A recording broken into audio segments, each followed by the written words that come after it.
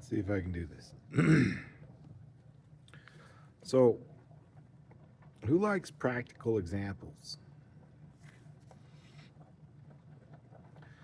I find that they help solidify concepts. A working, tangible example. Okay, so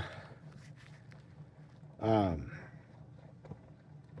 we have a pastor that said something, I don't even know how many months ago, that so and so wanted to have the book of James removed from the Bible because it was too hard. I was kind of perplexed because I look at the book of James, like, this is one of Jesus's brothers, right? Jude and James. Okay, half brothers. Yeah. Okay. Um, hold on. Personally, I'm like, don't you want something as close to the horse's mouth as you can get when it comes to Jesus?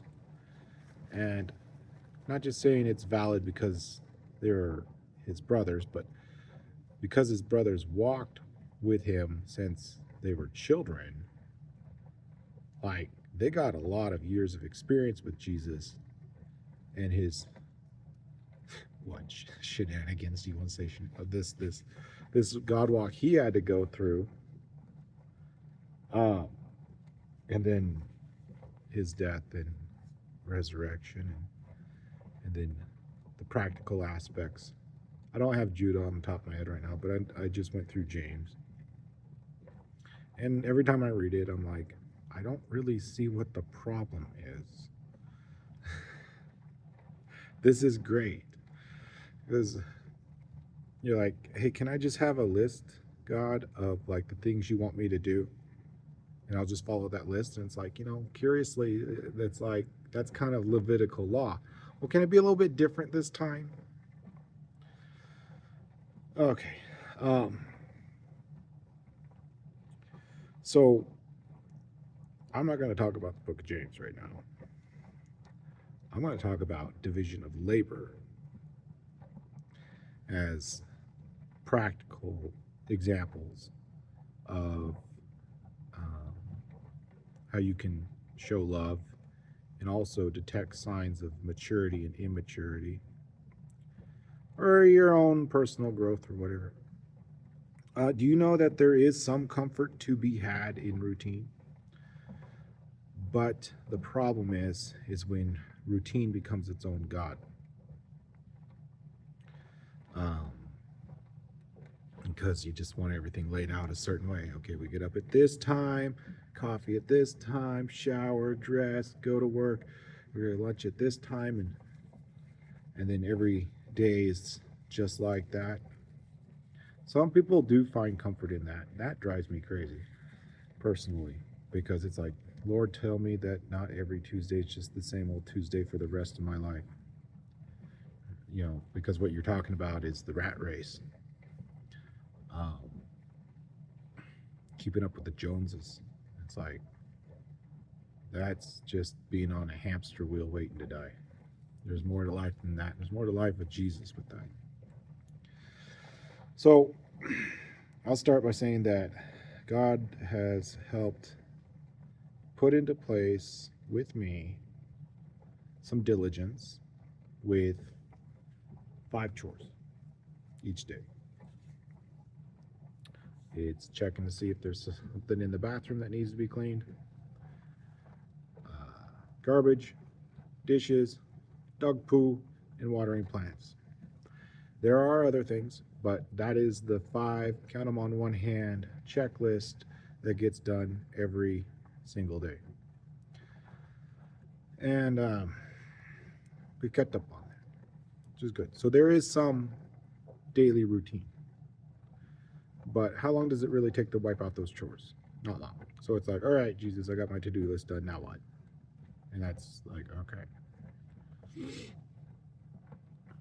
Ah, plenty of time for other things. But that keeps the motor of this house running, right? That keeps the kitchen clear. That keeps things functioning. That keeps things tidy enough. It's not all the chores, but it's enough to keep it going. So there's some diligence in there. Now, can you do it without complaining? All right. I don't want to do the dishes. It's not a matter of whether or not you want to do the dishes. The dishes need to be done. So whether you want to do them or don't want to do them doesn't matter because they still need to be done. So in either case, whether you want to do them or don't want to do them, can you do it without complaining? That's in this book somewhere, right? All right. So practical things for a second that I've noticed. And God's like, yeah, share that. And it's been a couple weeks, and I'm like, I'm not really going to talk about this right now. I'm going to talk about the thing he told me to talk about a couple weeks ago. I ended up in Florida for 11 years, playing caregiver and caretaker there. And then moved to Colorado for 2 years. And it was just me and another guy. And it was like a really nice break. So this guy in himself was self-tidy, and we started off each of us whenever we dirty dishes, we hand wash them and put them away. But there was a dishwasher there, so I started using the dishwasher. And I noticed that I'd use it like once a week. I'd run it on Sundays so that I had everything ready to go for the work week. He goes off to Sweden for a couple months. I got the place to myself. He comes back, and then he starts using it. And I noticed something, that now it had to be ran sometime Wednesday or Thursday during the middle of the week as well. And so it kind of posed this little formula where it's like X number of people in the house is how many times a week you got to run the dishwasher. And I've thought about this and had more experience since then. I was at my sister's for a couple of years where there were 4 of us and I was taking care of dishes. And I'd say, you know what? That's about right. Now, individual habits may be different, but it was about spot on. So 4 people in the house were running about 4 times a week, unless there's big meals or whatever. Anyways, but that's still hand washing big stuff. So the curiosity is if you guys wanted to check for your own households, thereabouts, how often you're running the dishwasher. And that's under the guise that you're like keeping the kitchen clear. If your kitchen's wiped out regularly and just stays that way, and I go, okay, I don't know what to tell you, but this, a way to keep up on it is having a mindset that's like, oh, we got 4 people in this house, so this is going to have to run like every other day. And if you keep it loaded and keep it emptied, you might find out that be the case. You could play with that equation, right? You got a bunch of kids, they just dirty everything. So maybe it's like X plus 1. Or maybe it's crazy and you're like, oh, it's X plus 3. But then you're like, well, what if it's just me home alone? It's just 1 plus 3. I don't dirty enough dishes to run this thing 4 times a week. Okay, well, maybe the multiplier needs to change. 2x plus 1, 2x minus 1. You're getting a math lesson. You thought you were done with algebra. No, I'm giving you a practical example of how you can use algebra to figure out something in your life. So 2x minus 1 might work for your house. You got 4 people there. 2x is 8, minus 1, 7. Maybe that thing runs every single day. It's just you, 2x minus 1. So 2 minus 1 is 1, and yourself, it runs once a week. Enough about dishwashers. Why all of this? Because we're trying to figure out a distinction between helping out and doing your part. And something's got to change with saying, hey, can you help out around here in homes and households between spouses, right? And changing a mindset that it's not helping out, it's doing your part and taking that part a little bit more seriously, internalizing a little bit more. So let's start with saying that everybody generates a certain amount of mess. Well, not me. Yes, you do. Every time you walk in the house, you drag a certain amount of dirt in. Just existing dust is mostly skin cells. Everybody generates a certain amount of dishes. Everybody generates a certain amount of laundry, trash. Dirties a certain amount of the bathroom. Yes, there are some things that happen that aren't really anybody's fault. Right? Spider builds a nest in the corner. That's not anybody's fault. Trees drop needles. Grass grows. That's not anybody's fault. Okay? But those things happen, right? Like everybody generates a certain amount of mess, and it accumulates. So we're not just going to divvy this up by saying, well, I'll scrub one quarter of the toilet, you scrub another quarter of the toilet, and another quarter, and somebody else the other quarter. That's just like, that starts like being like petty nonsense. It's more like division of labor. Okay, you clean the bathroom, I'll vacuum the house. All right, so instead of one person doing a quarter of every chore, that it's 4 different people doing all the chores. There's other ways you can divvy it up. Well, I'll clean the toilet and the sink and vacuum those 3 rooms. You vacuum the other 3 rooms and do the tub. Sure. Now, part of what this does is it shows through actions that you care about the other members of the household and that you are contributing to the house. That it's not just taking care of your stuff. Like, I come out here and I tidy up my little part of the shop. That benefits me more than anybody else. Some benefit may come to others, but it is an overwhelming benefit towards me. It's just my mess, it's my spot. It's what I clean up. But when I'm in there doing dishes, I'm not just doing my dishes, I'm doing other people's dishes. When I'm taking out the trash, I'm not just taking out my trash, I'm taking out other people's trash. Right? When I'm doing laundry, I'm doing my laundry. Occasionally there's a load of like dish towels. But mostly that's another one of those examples where I'm just being self-tidy and cleaning up my own mess. I wipe out my bedroom. Yeah, sure, maybe somebody else appreciates it if I clean it, but it's mostly just benefiting me. Let's put it this way. If your chores are really only benefiting yourself, they're not really contributing to the family. Right? It may be nice that somebody else doesn't have to do your laundry, but are you really doing anything for anybody else when you do your own laundry? So, there's a check in there.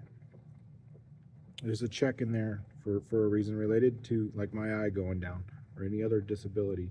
Is start to take note in your house, not to lord it over, but to take note. If you have a well-functioning, well-rounded household, then this is great. But a mental note, put it in your back pocket. Who's doing what? Is the wife doing all the dishes, but the husband does all the yard work? Then there'd be a mental note. What does your wife do in the house? Like, to be informed. To be informed. Because there could be all sorts of things getting done in the house and you don't know it because they kind of like come and go and, you know, you're in your own little world. Or flip it around. What things are your husband doing around the house that you know about or don't know about? Because if suddenly somebody gets sick or ill, how can we just immediately jump in to start carrying those physical burdens? Like immediately. Carrying each other's burdens. The physical, tangible examples are like the easier ones to wrap your head around. So physical disability and assisting, like that's That's up there. That would be something where I think if you're doing this, you're not going to be in wrong standing with God, right? So somebody who does all the dishes all the time is suddenly sick, down and out, and without skipping a beat, you jump in and start doing the dishes. Bingo, you got it. Um, that sign of maturity is that you just step in and step up and not have to be asked like you're a teenager. All right. But you first have to notice. So I'd say, to be aware of your surroundings is to say, hey, what is my wife doing that I don't know? Or just start making notes so that you can at least internally appreciate it. Gratitude, to carry gratitude in your heart for what she does in the house. And similarly, um, the women there, what does your husband do? And so that you can at least walk around carrying gratitude in your heart. That helps. So it's not saying that, if the wife is doing all the dishes and the husband's doing all the yard work, that, I understand how that can be a little whatever, but, the wife can go out there and help with the housework or the yard work just as easily as the husband can help with the dishes as well.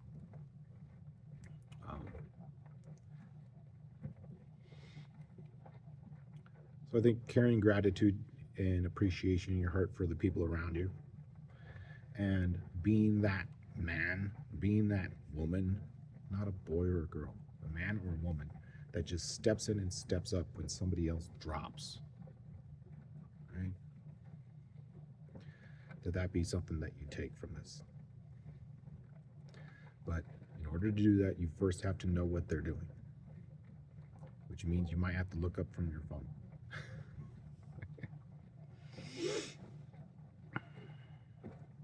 It shows that you care, and that not having to be asked is a sign of maturity.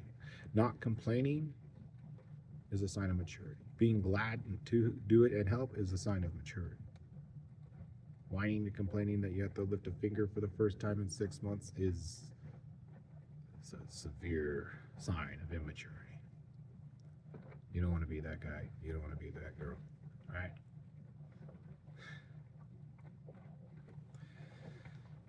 We'll talk about other burdens at some other point. The emotional and other things. Those get weird. But physical, tangible examples, practical work, housework, and chores, because they all fit into the category of deeds. And it ain't about just doing deeds for yourself. It's doing deeds for others. And the way that you do deeds for others is in an act of love that benefits more than just you. It benefits those around you. So you're showing God you care. It's part of stewardship. But don't just do it all in your own strength. Sometimes I wonder why we teach. I think part of it's a weird seed planting and let God water it. And you need some Holy Spirit help. And that, oh, well, now that you're aware, you can care and God can help you get there. And that almost rhymed. That's cool. Let you all have a good night.